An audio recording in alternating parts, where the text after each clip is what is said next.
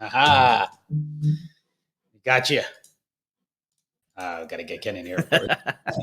We got to figure out a smoother way to do that part. That was very abrupt. You're like, all of a sudden you hear the music, and all of a sudden, like, bye, we're done. You're like, I was thinking I could do it like this, and technically, then at least you would be there, right? Oh, sure. Always put me. Don't put baby in the corner, right? You never. You can also put a little picture of me in the corner too, so you can figure it out. But welcome back, everyone, to Creative Briefs, our weekly recap of the top news and analysis from the creator economy. Every week, we'll bring you a roundup of the latest news, our own analysis, and deep dives into topics that are highly relevant to the creator economy.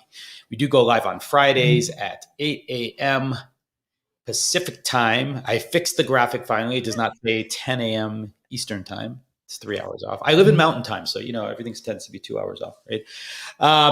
But yes, we all also, if you want to find out more about the show, head over to created.show. It's our official show page. We do stream on Facebook, YouTube, Twitch, LinkedIn, and Twitter Spaces. So pick your poison, audio or video, whatever makes sense for you.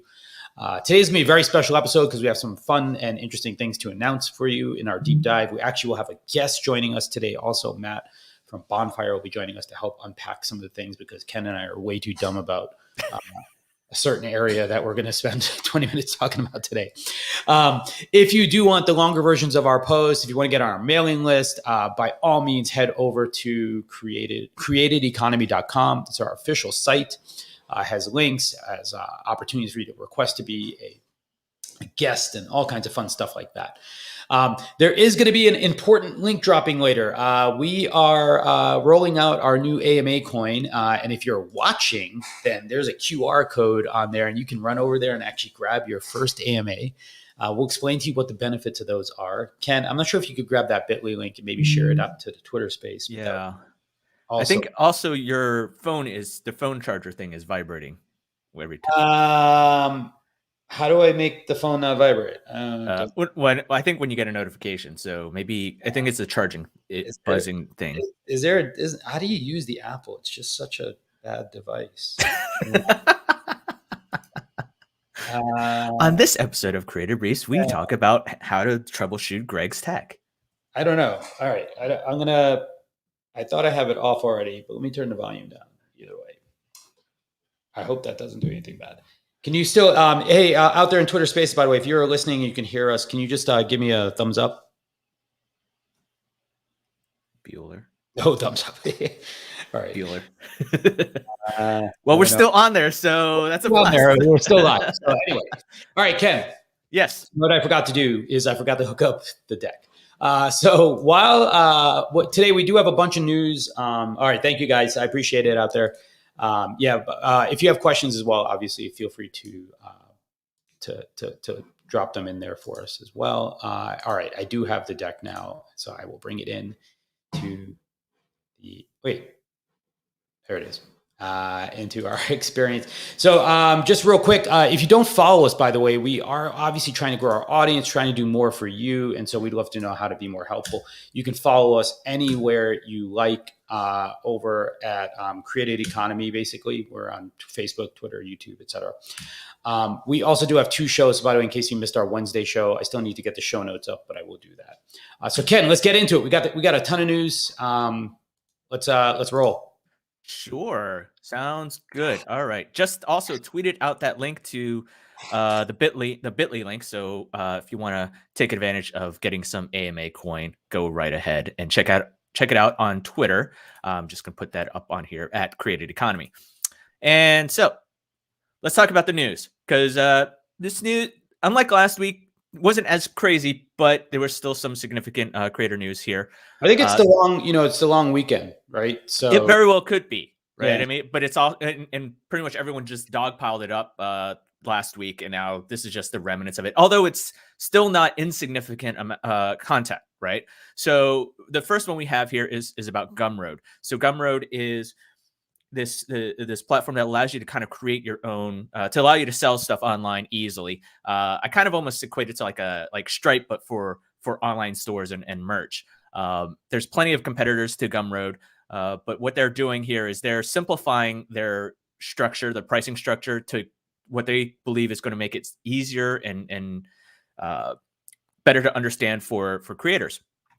So they're eliminating their free tier and their pro tier, right? And so, actually, I'm sorry, they're basically eliminating their pro tier, and what they're going to do is allow you, instead of you paying $10 up front for some of the premium options, you get it all for free, right? So you will get things such as a custom domain name, or being able to do HD video streams for free. But the downside is that they're going to change their structure of how much they're going to take from creators. And so it basically boils it down here. So if you're paying they'll take 9% fee plus 30 cents for if you're making earnings between $0 to $1,000. And then it goes to a lifetime fee of 2.9% if you're earning beyond $1 million, right? And so there are some opportunities in the future that they may also lower that further. Ken, can you zoom in on that, by the way, just so folks can see absolutely. A little bit? So this is that same model that we saw Twitter rolling out, right? Kind of like where there's this notion of sort of lifetime limits and scaling limits rolling back into the equation, right? Which I think is very interesting. They do it, by the way, Ken, the way I was suggesting, right? Mm-hmm. Because this is on a declining scale, whereas Twitter, right, was, I believe it was like 2% or 2.9% upfront for your first $50,000. And then it went to 20% basically in perpetuity after that. But well, there's a little bit of a complexity in there, right? Because on one hand, they're eliminating their structure. So it's like, oh, you don't have to pay $10 upfront for a lot of these premium features, right? And some early creators may be like, wait, why do I really want to pay that $10 just to be able to get that custom domain name or HD video? It's like, oh, it wasn't worth it, but now Gumroad has my money. I feel ripped off. So Gumroad's like, all right, we're going to make it easier for people to understand what they get up front. but while they're restructuring their take, Gumroad's restructuring their take. These are slightly more than what you got previously, right? So there's actually an example up here where they're saying they're starting so previously it might have been like 8.5% plus 30 cents, but now it's 9% plus 30 cents. So it's 0.5% higher, right? So you're but only for the first $1,000. Well, and based on what's listed here, yes. But when you break it down here, but then it goes to 7, right? It goes to 7 if you're making 1,000 to 10,000, 5% for 10,000 to 100,000, 3% for 100,000 to $1 million, and 2.9% to beyond $1 million. Now I think overall those might be slightly higher. I haven't done the research in terms of like anything beyond like the 9%, right? So it might just be slightly, like, if anything, it seems like to me maybe like 0.5% higher of sorts, right? Or maybe at least it's just 0.5% just for the $0 to $1,000 earnings. So that's something that creators should probably double check prior to doing that, because they might be like, hey, this is great. Gumroad's making it easier for me to use, but I want to be able to. But I think the bottom line is when you look at the finances, like, oh wait, I didn't know that I'm actually paying more than what people would have paid prior. So it's just you got to weigh the whole look at everything. I doubt that they would do this such that it's for more money. So my guess is that that successful people are going to be paying significantly less, like over time. But interesting to see. Like I said, I think the important part to me here is less Gumroad itself, and they're a pretty significant force. They do push a lot of great. They help support a lot of creators. So I love what Sahil's been doing over there. Mm-hmm. But I do think the more important part for me, from a builder creator point of view, is ultimately just seeing more of the evolution in these pricing models and the way that we could potentially help creators build businesses that are scalable. As I said, I do have a preference, I think, towards the a little bit more upfront and then lowering it as you get bigger, because obviously bigger numbers, obviously you should keep more of that money, I think. Ultimately. Yeah. And when you look at it, there's a bunch of competitors for Gumroad, right? They're not the only ones in this space. They are making it a little bit more competitive. Yeah. So creators like, hey, Gumroad looks more attractive. Let me go over there. And then you look at this last paragraph here, and then we can move on, is that they're looking at other things for creators in the future. They're not just stopping at, okay, here you go. We're lowering it. They're just dangling the carrot. The carrot is basically the lower is the freer options, right? Mm-hmm. And slightly higher transaction fee. But they're going to be allowing people to customize pages, storefronts, and a lot more in the future. So we'll see what happens with them down the road. All right, let's get to our next story. Cool. We got this YouTube. A very quick one I just came across yesterday, actually. Title is YouTube's music service eclipses 50 million subscribers. And I think what Lucas Shaw was pointing out on Twitter was just that not only does YouTube have an amazing advertising driven business, they also have a really amazing subscription business. Now, this I believe is for YouTube business. Music, right? No, it includes people paying for YouTube Music.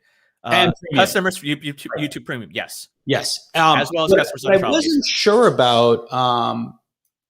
Yes, it didn't disclose how much revenue was generated from its subscriptions, nor the average price the users were paying. And what I also didn't get to the end of quickly enough was, does this include membership fees to creators, right? So, because YouTube is also selling sort of like subscriptions, like Patreon style. And so where does that fit? But I think ultimately it does prove, and historically we've seen like the creator economy has sort of had a split decision. You either did sort of a SaaS, right? Business model, or you did a take rate, and there was not that much in between, right? Like there were very few providers like that sort of said like, I have a SaaS and I have a take rate. I personally that's what we're trying to do at Zealous, right? Because I think, I don't think it's going to be a pure SaaS, for example. I think it's like upgrading to get maybe the things that you think are valuable, right? However, I think the more interesting part to me is just that there is some potential for a hybrid here because, there's economies of scale, but there's also cost at scale over time. So I just, I thought it was worth mentioning out who pays for YouTube music. Victor's asking. I pay for YouTube Premium. I have what used to be formerly called YouTube Red, which is probably the most horribly named product ever. But I did used to pay for YouTube. I pay for YouTube Premium because like I just don't want to deal with ads, and it's like $10 a month. And like to me, it's absolutely worth it. So they're saying that they paid out $4 billion to the YouTube paid $4 billion out to the music industry in the past 12 months. Mm-hmm. So I mean, $30 billion historically to creators. Yeah. Right. So yeah, YouTube is amazing. Like, and everyone who sleeps on YouTube, I think, is just doing that at their own peril. So I think pay more attention. Like, they're proving what you can do and what's possible. Yeah. What's our next story, Ken? All right, our next story. There you go. All right, so Amazon. We're talking about YouTube has an amazing story. I know those Amazon quietly building live audio business. Wow, way to listeners, Ken, you have to speak. Can I at least get to that? You're just you can't. Here's the new rule. You like read the title of the article if we are quoting one, because here's the thing. There's a context provided to people who view it that the audio people won't have right away, right? Like, and so but I feel like I'm in school. I feel like I'm really in school. Like you're a teacher here. That's it. No. Okay.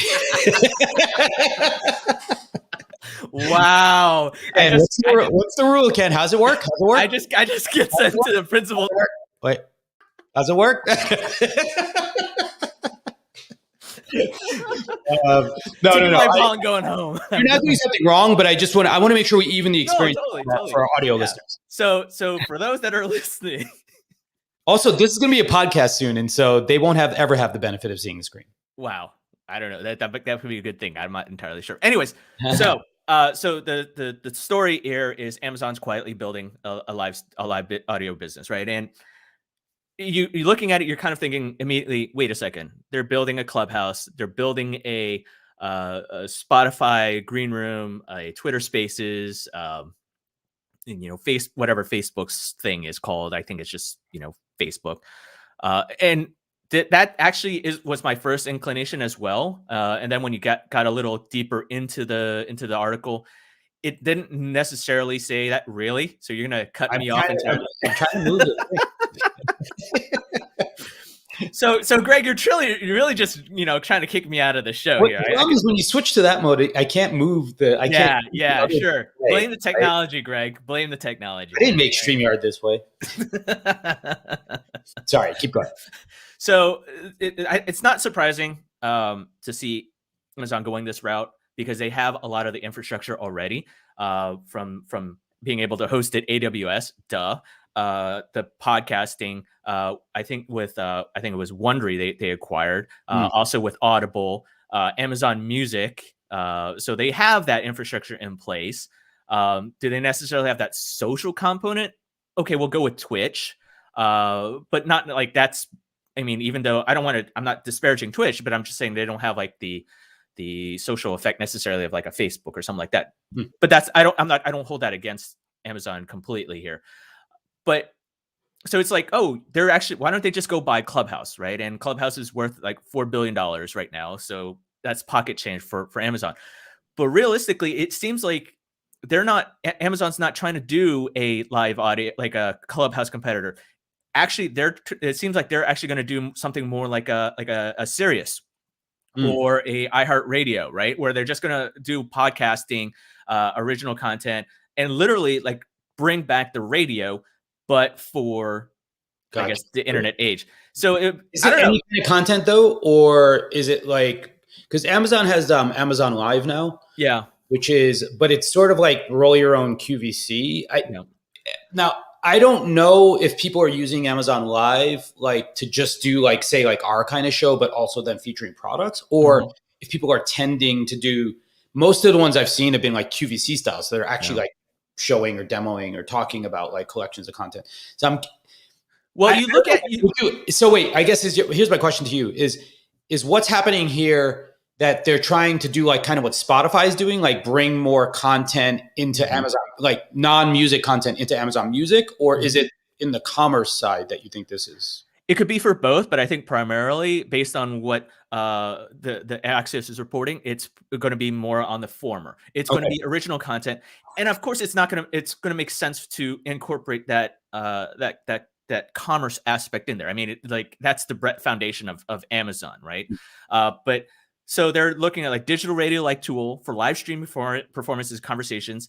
It's going to include podcasts and talk radio programs. It'll likely include them, but it's mostly focused on music and events for now, which is not necessary, which is unsurprising, right? None of this should surprise anybody, because you look at what they're doing with Amazon Prime Video, right? With all of these original content, what makes you think that they can't do that for music or for anything audio related, right? You can have, imagine bringing like TED Talks to Amazon, and then also extending this to Amazon's hardware. So to those that are using, and I'm not going to say that word because it's going to trigger a lot of devices. And I know, Greg, you have one, but I have headphones on, so you can't do it. So I'm not going to say it because it's going to piss everyone else off, but darn you, Greg. But you can say, if you're going to want to listen to, say, this podcast on your Echo device, you could very well do that. Like, so we could, instead of hitting, our big time could, instead of just going on like, oh, we're now on iHeartRadio or on Sirius, we are now on Amazon through this live video service or whatnot, right? So that elevates that way. I don't know. I don't know anyone who uses Amazon Music, so it's a little hard for me to sort of have too much faith. I know that there's a lot more pickup with the Amazon Prime Video versus the Amazon Amazon Music. But I mean, Prime Video is decent. Yeah. I would say. Yeah. Well, they have some interesting content in there, a little bit more that they announced this week. But so that's something to look out for. There's no timeline for when this live audio feature will be released, or any more further news about it. Just that it's actually in the works. Okay. At what stage? Who knows? So what's our next story? Our next story. Oh my goodness. So what was it, like 2 weeks ago? We talked about how Twitter basically said, goodbye to fleets. And now, sorry to tell everybody, stories are going away from LinkedIn. At the end of September, you won't be able to post ephemeral messages or stories or whatever they're called on LinkedIn. Sorry. I know that's a bummer for everybody. I hate to be the bearer of bad news at the end of the week, right? So, but it's not, okay, whatever. But in its place, the lessons learned from this for LinkedIn, and this kind of like what are they calling it?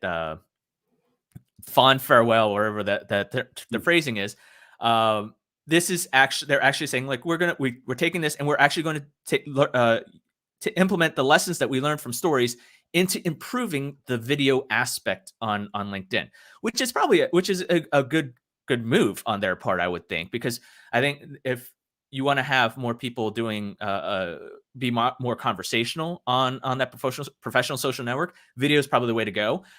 I never really thought that ephemeral messaging was kind of like the thing to do for a professional social network. It's certainly useful on a Facebook side, and maybe on a Twitter side, which, okay, maybe just more on the social side on like with Facebook and Snap, but not really on a professional side. I think that would wound up being, crossing the streams a little too much. So what's happening with video per se, it's not really 100% clear. There's just LinkedIn just saying, hey, we're going to make videos more engaging, allow people to, we're going to roll out more tools, creative tools and everything like that. So, well, it was a silly idea anyway. I think, business professionals tend to prefer producing content that has archival value and like secondary and long-term value. So I certainly see, if they wanted lightweight video, which I guess they'll just do their TikTok next, right? That probably would have been a smarter starting point anyway. But like this is kind of the same problem, Ken, as I think with the Amazon thing is like, how many venues do I need for this type of content? And like, if you have Apple Podcasts, it doesn't matter where the other person hosts it or whatever, right? Like, you at least can go to one place and get everything. Yeah.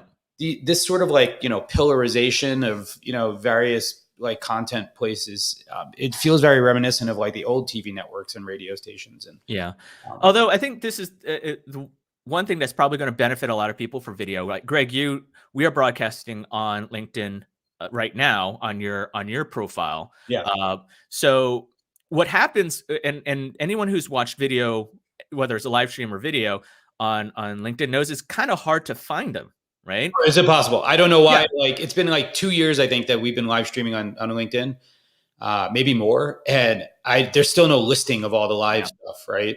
So those are actually going to be able to be found on your profile. So they won't just disappear. But that doesn't help, right? Like you still need what Twitter did. Like you need a Spaces tab. Yeah. And, you know, like if you want to get the respectability of being like a radio network or a video channel, like content network, right? Then you need to sort of push it forward. I love how they're like, there's this revelation that LinkedIn found is like, turns out, you want to create lasting videos that tell your professional story in a more personal way and that showcase both your personality and expertise. Like, I didn't even read this article and I already knew that. Like really, like everyone who's been on LinkedIn and like, it's kind of obvious that if I post something, it's like posting something on YouTube and like, oh, nobody actually sees it, and it's really hard to find. Like, why do I like people view content and videos at all times of the day, right? And the thing, LinkedIn has no problem on their feed showing you content that you posted that someone you follow posted like a week ago, but they won't post a video in the same timeline. Like that doesn't make any sense. So this is going to be an interesting boon for them. All right, one more thing with LinkedIn. So eventually, when the page loads, what's happening here is they're launching this feature called Office Hours, right? And there we go. Come back. There you go. So Office Hours is kind of what you think it is. It's specifically with video, and it's only for LinkedIn Learning. So we talked about how creators are.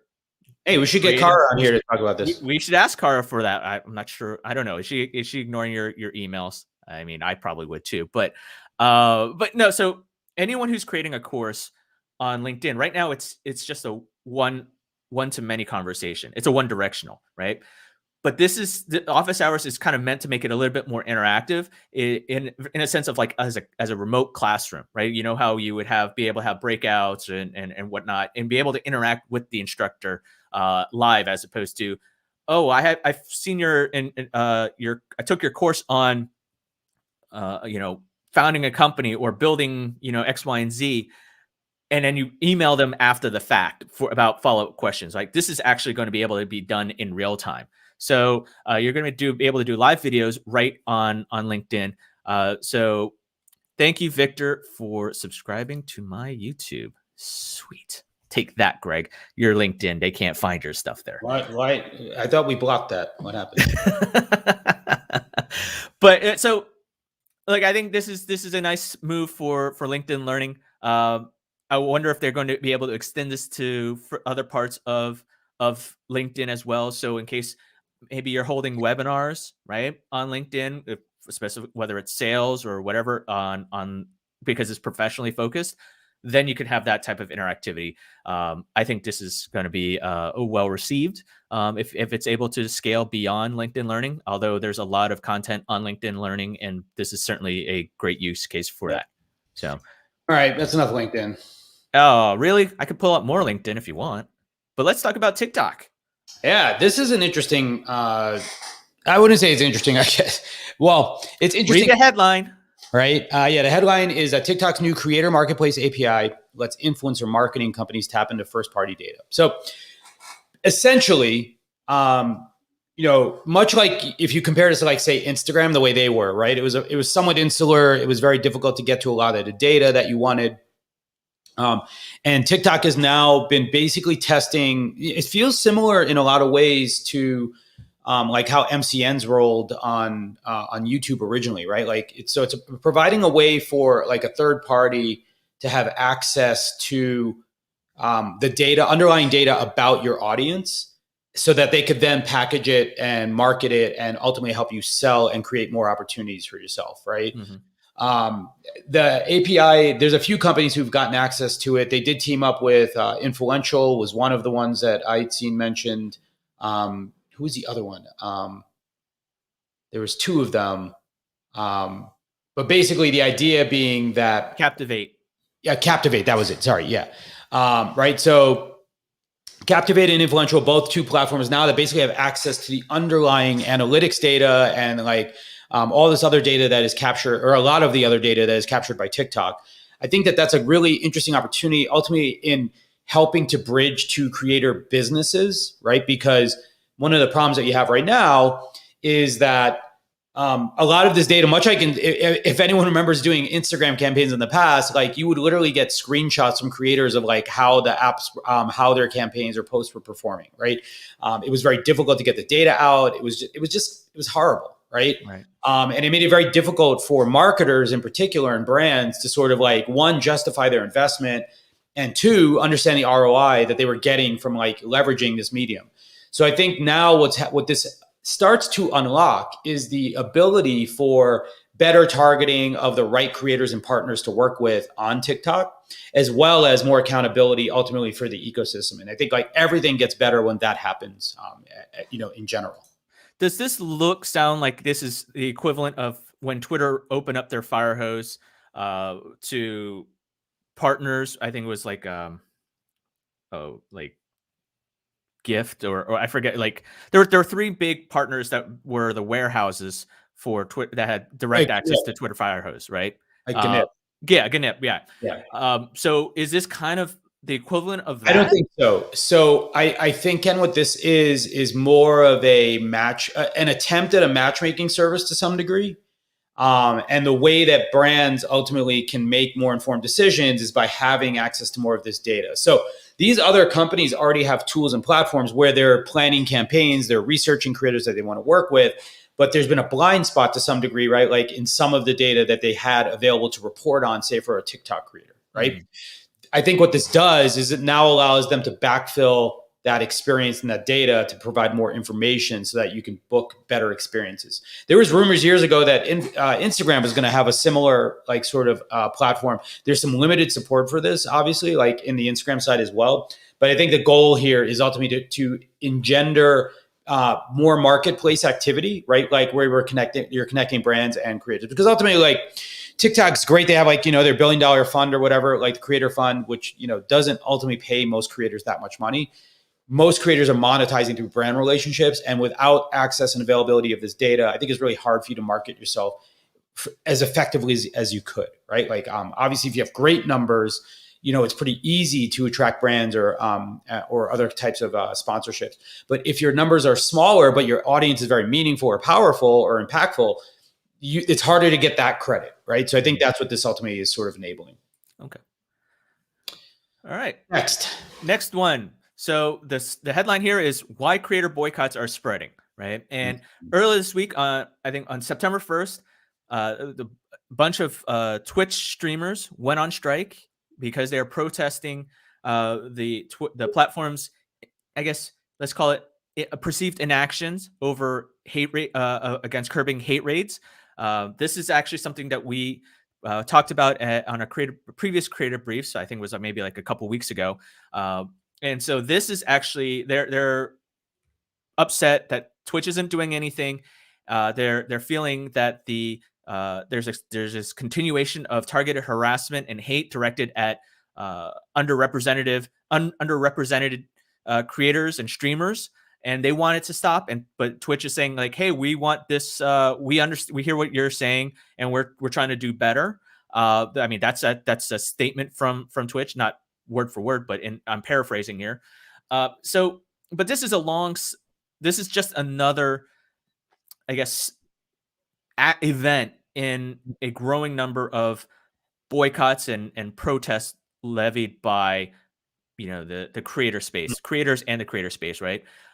You talk about with earlier this week as well, a Pokemon Go Reddit group basically went on strike to protest COVID-19 misinformation that's apparently flourishing on the Q&A platform.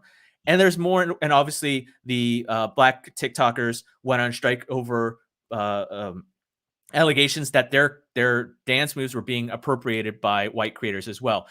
So look, this is an ongoing thing. This is not something that's going to end anytime soon, I don't think. And as the creator economy flourishes, this is what we're going to see more creators wanting to take more control over things. So hello, James Hicks. Nice to see you. By the way, I do think, and Ken, we just to very quickly, the only thing I'll connect back to that is that we were talking, I think earlier this week with Stephen about some of these issues and challenges. And I do think there is a through line here, right? Like to the extent that creators can collaborate together to sort of help drive and change the platforms, they should activate in ways to do that. We do have our last article, and then I see Matt is here. So let's run through this one there, Ken. Yeah, this is a really quick one. Look, Twitter, an update to Twitter's super follows. They're allowing now, it's going to launch with 3 subscription tiers. So in short, let's break it down here.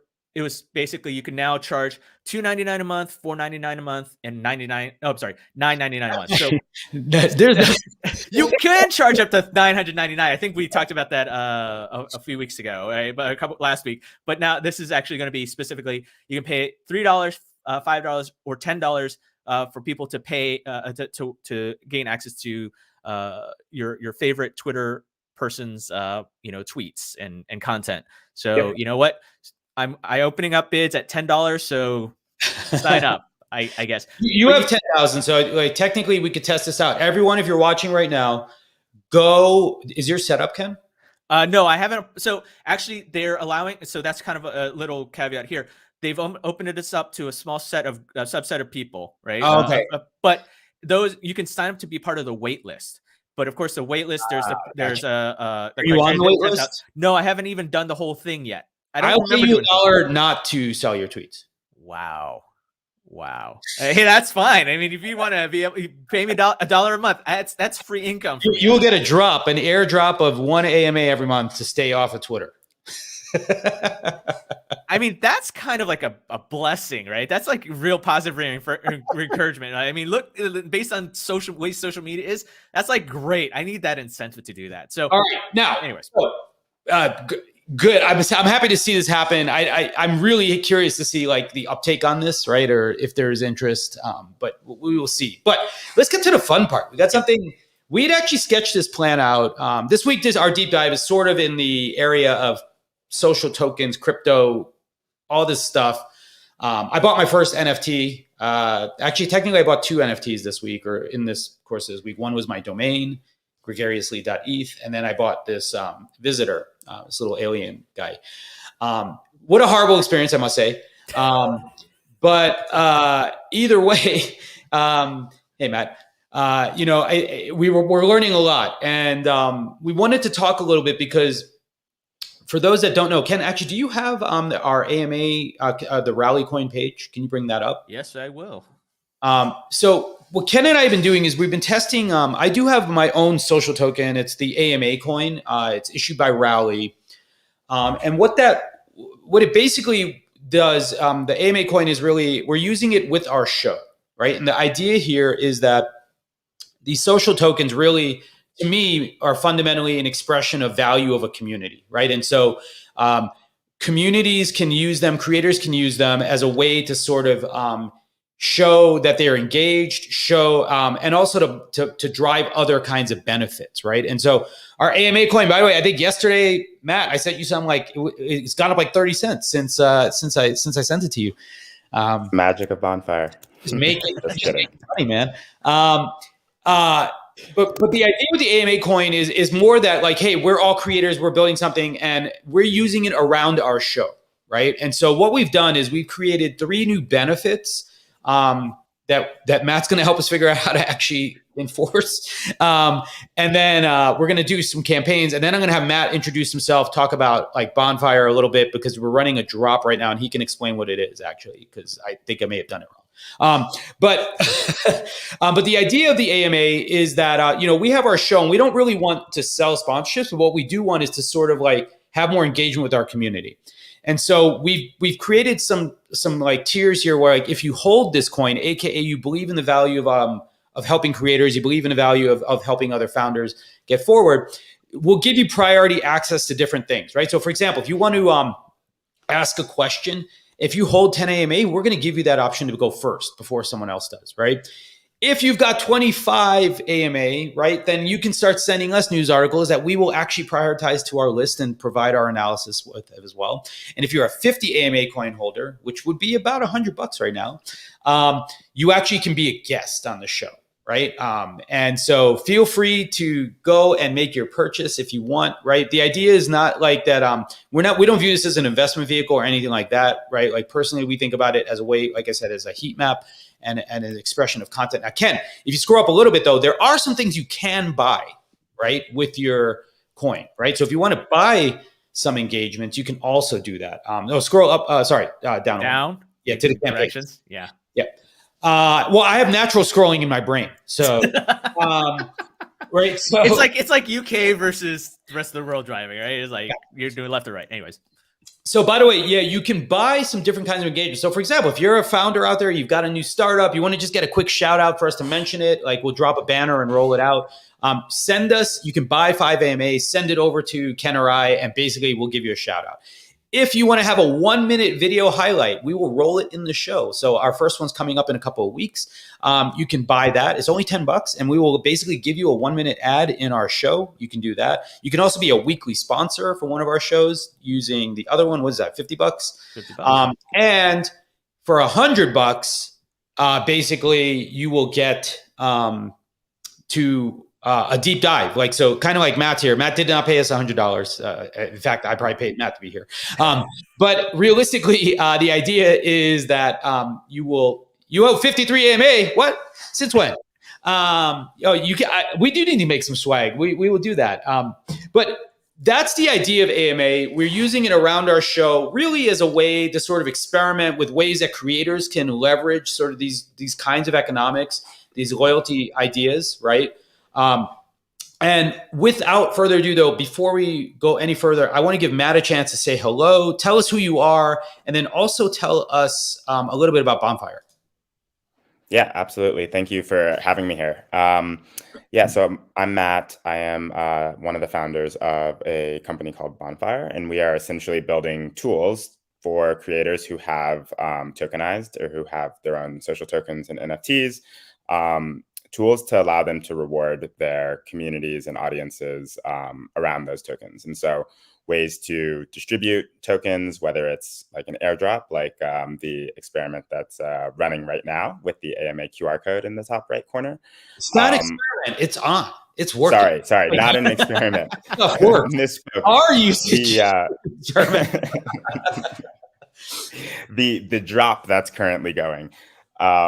And yeah, so like ways to distribute coins as like a reward for engagement, as well as ways to actually offer perks and benefits for holding or spending a creator's coin. And so we're basically building a variety of tools to help bring these coins to life within a creator's community. And that's a little bit about what we're building. We're building on top of Rally. So Rally is a company that enables creators or creative communities to issue their own tokens. And then we're essentially building the like application or toolkit layer on top to make those tokens really have utility and value for. Now you have I see 3 kinds of like engagement models currently in the app. Can you explain those just for folks to understand? Yep. Yeah. So one is the ability to sort of unlock various types of value by holding a certain amount of token. And so that's sort of like the rewards hub. Our benefits to do that. Like, yeah, exactly. Hold 10 AMA and, you get your questions answered like first whenever, there's a live stream. So that would be like, unlockable value. The second would be like an actual store. So making purchases in the coin. Some creators are more trying to incentivize people to hold on to the coins to unlock value, while others are trying to incentivize transactions within the community. And then the third model is actually like earning coins. So the ability to earn coins for a variety of different, just contributions to the community. So anything from, show up to a live stream and get a sort of surprise and delight coin drop, or, a more explicit incentive. So contribute in some way and earn, some pre-specified amount of coins. So, contribute to the newsletter, earn 50 coins, or, submit a new thumbnail art design and earn 100 coins. So like basically tools to enable creators to incentivize and reward contribution. Got you. I'm sorry. I'm trying to figure out how to add a tweet. Well, I can never find the button to add a tweet into the Twitter space. Where is it? I don't know. So wait, Matt, quick question. I set up the drop. Did I need to load AMA into the account first, or can I just do that? Or should I do that now? Oh, yes. Sorry, you do need to load AMA. So if you haven't yet, then I would just do that now. Okay. I can also I can do that in the background as well. Okay. And is this $1? It's an AMA amount, right? Yeah, I can handle it in the background, and then okay. I just follow up with you afterwards. So well, hopefully it'll work. If anything goes wrong, I will make sure you get your AMA. But we are doing a drop right now, so you can get one AMA, your first starter one, to try it out. And I think the idea here, and Matt, we'd love to hear some of the use cases you've seen for folks trying to leverage this and whatnot. The goal here is ultimately we'd love to highlight more of you. So I'm trying to like basically get you part way there. What we're trying to do is we'll be giving AMA to our guests, people who ask good questions, trying to like leverage and spread this around our community. The goal is not like for me to hold all of it. I think I still hold like 65% of it. My goal is to actually give away a lot of it. Where do you sign up, Anthony Quintano? You just head over to that bit.ly link, bit.ly/AMA-drop-1, which is our first drop of many. It's free to sign up, and I will send you free coin. I'll send you some extra coin just because you're the one who introduced me. I'm like, how much did I drink this morning? I don't know what was in that coffee. I only had one cup of coffee, so I could barely think it. You can scan that QR code too. For being an old friend. But yeah, our goal, by the way, so just in case folks don't know, like I often will match. So sometimes if you buy coin, right, like I'll send you more of it, right? I'll try to top you up a little bit. This is a common practice in coin holders in general. But Matt, what are some of the other use cases for where folks have been using Bonfire in particular, I guess, but also just the coin, at large? Yeah, so Bonfire in particular, so by far the most popular feature so far is just dropping coins. So kind of in the way that you guys see right now on the screen. And I think a lot of that comes from the fact that on day one, every creator first gets a bucket of their own coin, and they're the only ones who hold their coin. And so like first order of business is to actually get those coins into the hands of their community. And so I think Coin Drop is being just sort of like an easy and flexible tool to do that and to sort of tie it to various types of engagement. So whether it's, the drop is only live while the live stream is going, so it's rewarding people who are showing up and, actively in the audience. Or if it's, embedding that in a newsletter so that anyone who actually opens and reads to the bottom of that newsletter, like sort of discovers the drop. So it's sort of a way of kind of like embedding little like coin rewards within the types of engagement that you're trying to incentivize. And so that's, I would say, like the most popular tool, because kind of the first, task for any creator is going to be to distribute the coins. And then the other one that we're really excited about and have seen some really cool use cases around is commerce. And so actually being able to make purchases in the coin and being able to, I think like one of the most common ones is merch, for example. And so maybe I have a Shopify store, I'm already selling merch for US dollars. One of the things that we enable is you can, Shopify allows you to export a list of 100 unique promo codes. You can import that list to your basically Bonfire store.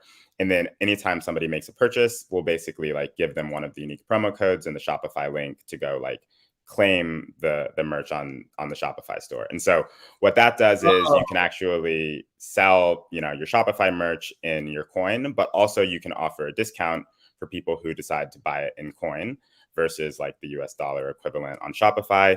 You could make the merch 100% discount, like maybe promo code or something like that, like that you could exactly. do. Yep. Gotcha. And so it could be, 20% off for all coin holders, or it could be like anyone who holds more than 100 AMA can actually claim an item of merch for free. And basically they could then, make the item free in your Bonfire store, but you have to hold 100 AMA coins. And then when you claim it, we basically give you a Shopify promo code for 100% off. So we're not actually handling the fulfillment ourselves. It's all running through Shopify, which we think is actually, probably easier to have everything running through a single backend, but it enables you to sort of have a coin enabled front end for that store. Gotcha. And so that's something we're really excited about. And you can also that also would extend in theory to Ticketmaster, or really any e-commerce platform that supports promo codes. So you can kind of loosely tie your coin to whatever platform is actually like running your commerce. Gotcha. So Greg, I think we need to announce a new plan, a new reward here.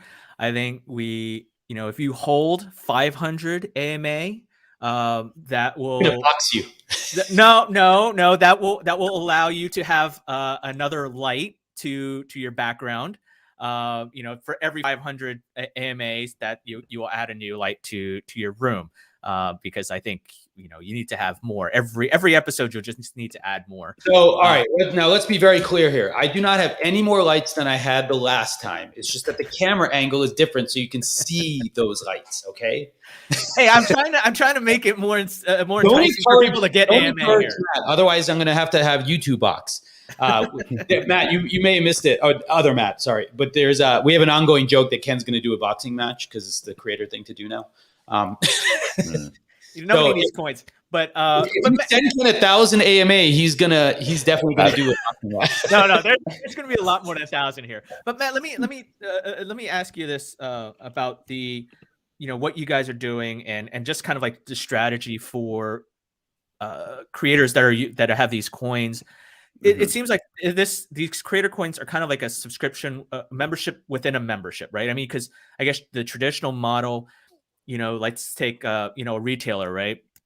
They would say, or anyone who's freelancing and kind of doing their own business and has a fan base, they can sign up. Traditionally, they sign up like, give me your email address, create an account on Patreon or whatever, and it's there's no real currency. There's no currency, right? It's traditional Web 2.0 type of interaction. I know information about you. I can leverage that as my influence, but that's about it, right? The advantage for that data goes to the brands or the advertisers, right? But now you have the creator coins, which are basically like an inception of that, right? It's like now you take from your traditional layer of membership, and now you have a special class, stock class of members who are like, we now own some quote unquote equity of this movement, of this community. Is that an accurate way to do that? And how would you tell creators what kind of how they should be thinking about the whole ecosystem of building that? Yeah, so I think the first thing to note is just that, Web3 is early, and the idea of tokenizing a community, tokenizing kind of a creator, and really turning that into more of a brand or economy is new. And so I think the idea of having a token is pretty flexible. It can represent value, it can represent ownership, and it itself, has no opinion on like how you use it. So I think you've seen the more like BitClout model of like, it's purely a stock market for individuals, and it's like kind of a stock market on their reputation. And then Rally has taken, a much different approach of like, these are really tools to allow creators and their audiences to engage more directly and engage in new ways. Twitter, for example, just launched super follows. And so now I can subscribe to somebody and I get their, private exclusive tweets. But like, that's exactly one format that Twitter has enabled for monetization. YouTube has I think a couple of different formats for monetization. Twitch has a couple of different formats for monetization, but you end up where, not only are these platforms like essentially capturing all the data, they own the relationship ultimately between the creator and the end user. But also, they're very limited in how you can actually engage with those people. And you're at the whims of those platforms' rules. And so what I think these coins enable creators to really creators and their communities to basically be autonomous and engage directly without middlemen. And so I think one model for that could be, we all are co-owners of this community. And so something that looks a little bit different is Patreon, for example. It's like I go onto Patreon and I am buying the subscription, which gives me exclusive access or it gives me content or whatever it gives me. And that's like a unilateral transaction where the creator creates value, the like fan consumes value and pays for it. I think with these creator coins, you can do things that are a lot more interesting and flexible, where, that could be sort of the first order, where holding AMA coin like gets you access to exclusive content, or spending it gets you access to exclusive content. But now as a community member, like if I decide I'm super bullish on AMA and like I think this is going to be a community that's super vibrant, not only can I like buy those coins and then I sort of, increase my ownership stake of that community, but I could start offering goods and services for the AMA coin, where now people within the community actually have another way that they can sort of unlock value through this coin.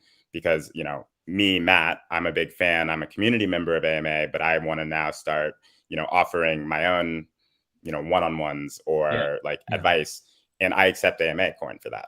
So now like I'm a collector of AMA. I'm also now a merchant using AMA as kind of like the transactional currency.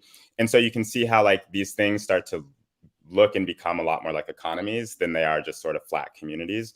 And for the first time, communities can sort of capture the value that they create, which I think is like a really big transformation. So it can certainly go like blow up and be like go viral within it. So it's almost like it's like building a civilization within this type of thing. Yeah, and so that's fascinating. Can I ask a follow up then? I guess. Yeah, go ahead. Yeah. Where in the life cycle for a creator do you think these things become viable, I guess, right? Because we were chatting yesterday, and I think there's an interesting, a lot of creators are still trying to get to full time, et cetera. And some maybe aren't, by the way, right? But I guess like these dynamics for them to exist, right? Like where are you seeing sort of this fit into the life cycle? And do you imagine that sort of shifting downstream or upstream, like over time? Yes. So I think that from what I've seen, and granted, it's still early, like maybe we discover that there's like one use case that just makes the most sense for these coins. But for right now, we're in this sort of really interesting and cool period of experimentation where there's lots and lots of things being tried. I think that where I've seen it work best is when there's already like a really tight-knit community, and the token is a way to just like coordinate behavior and activity within that community. I think where it has flaws is when the token like is the product. Somebody doesn't have a community and they basically issue a token in order to attract people to like join their community, because then the people you invite are not the people who like are genuinely interested in like what the community has to offer. You invite people who are interested in the speculative, potential future value. And so I think that it works well for a creator that has an established community. And it works as a way to, I think, engage with their like top fans, top supporters, and really like turn what, used to be more of an single direction, like parasocial relationship into something that is actually a lot more like a community. But I think to your point, and I know we talked about this a bit yesterday, if you're a creator whose number one priority is still growing, it's still like building that audience, then, or it's like being able to make enough income so that you can go full time.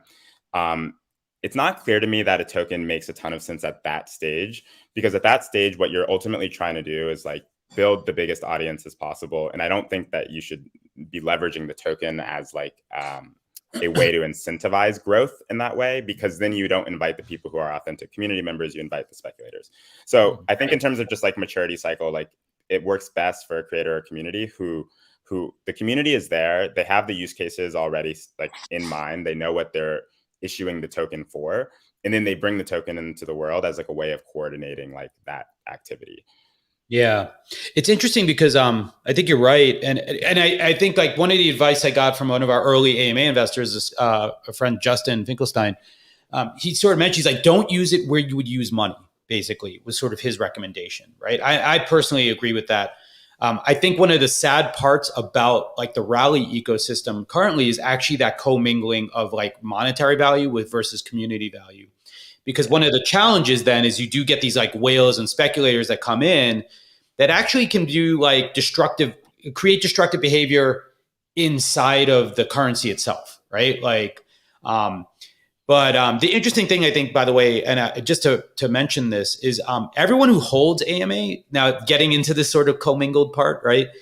Rally has a very amazing program where they do these rewards. And so Rally's, all AMA coin, much like Joseph Jaffe's coin, et cetera, all of us have coins that basically are Rally variants, right? Like we sit on top of Rally, right? And so Rally distributes rewards based on how our coin performs. So what makes it perform? More people holding it, more people using it, right? Like more people minting more of it over time, right? And so like, for example, this week, AMA coin holders will see almost 17,000 Rally distributed to them, right? Rally right now is, I believe, like 0.80 cents or something, right? So it's almost like, like, I don't know, like $14,000 US dollars is actually going to be distributed just by holding that coin. And that's happening for all the coins on the network, the ones that perform above their average basically week to week. So as community engagement grows up, right, by leveraging the coin, and for example, like having a thing like Bonfire where you actually can help move the coins to new people, right? That's where this power is. So everyone who's holding some coin will actually get some Rally back also, right? As a result of its performance and our usage and our continued. I learned it from watching you, Peter. I'd seen a lot of people using it, but I never actually tried it until Peter's earlier this week. And I was like, okay, I got to apply for this. So we applied, and now here it is live today. No promoting your other coins, Peter. Come on. No, I encourage everyone to try all the coins. Actually, I think it's a great ecosystem. I know we have to go in a minute, but any closing thoughts, Matt, before we pop out? Well, no real closing thoughts, but just I guess one thing to sort of just like touch on the last point you made. I think it is really important that a creator just sort of is intentional, I think, about what the purpose of the coin is to serve in the community, because I think it gets tricky is like when you're sort of conflating, incentivizing people to hold and incentivizing people to transact, and really the coin is not. What's really nice about Rally rewards is it gives the creator like a earning opportunity, like a way to make revenue without needing to like dump their own coin, which obviously is like, not a great sign of support for like the community. So I think that the Rally rewards kind of relieve some of the pressure for a creator to like sell the coin in order to like, for example, pay bills. And that's like a really critical part of what Rally is unlocked, because otherwise like you end up in a situation where a creator is forced to potentially sell their coin in order to like turn it into fiat, which they can use to pay for things. And that then, creates sell pressure, which punishes the community. So I think it's important to sort of like understand what the coin is going to be used for and make sure that it's like aligned with the community's incentives, not just the creator's incentives. Absolutely right. Yeah. And we have had the coin for a while, but I finally feel like we've got like a good way to use it now. And I do think like we're experimenting kind of with both, right? Just sort of having sort of some ways to transact against the show, which is a tangible sort of output, but also there's benefit in holding, right? And so I think we hopefully can incentivize both. But Matt, we will have you back to do a full proper version of this, but we appreciate it because like, we just wanted to sort of like also be able to share a little bit more about what we're doing today with the coin.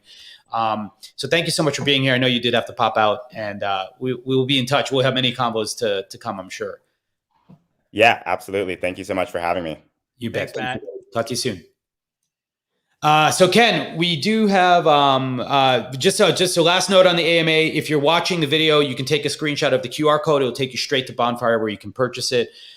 There's a link shared in the comments. There's also a link shared in the Twitter space. Feel free to to take advantage of that offer. It's your first coin just to get you into the experience. We appreciate if you want to buy it and support the community by all means. I will be gifting some more out to folks who do take advantage. So feel free. You're just like Santa Claus over there. I am exactly like Santa Claus for AMA. But just AMA to Claus. to wrap up, Ken, we do have some great guests coming up.